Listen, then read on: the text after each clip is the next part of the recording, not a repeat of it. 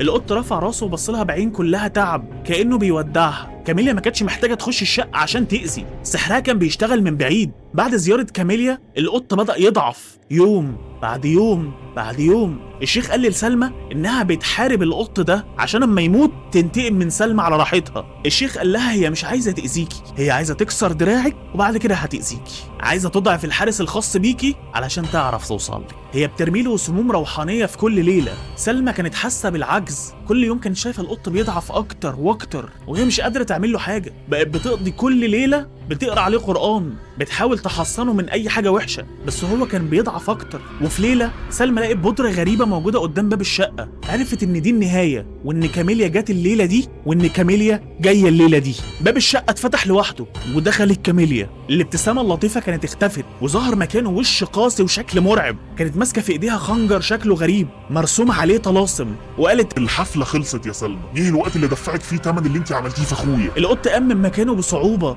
ووقف قدام سلمى. كان ضعيف بس لسه فيه الروح ان هو يحارب تاني. المعركة دي ما كانتش معركة قوة، دي كانت معركة تضحية. كاميليا ضحكت بسخرية، هو ده اللي هيحميكي مني؟ ده خلاص فاضل له نفس وهيموت. ورفعت الخنجر في الهواء وبدأت تقرا طلاسم مرعبة. نور اسود بدأ يطلع من الخنجر ويجي ناحية القط. سلمى صرخت وحاولت تقف قدام القط عشان تحميه من النور ده، بس في اللحظة الأخيرة القط عمل آخر حاجة ممكن نتخيلها.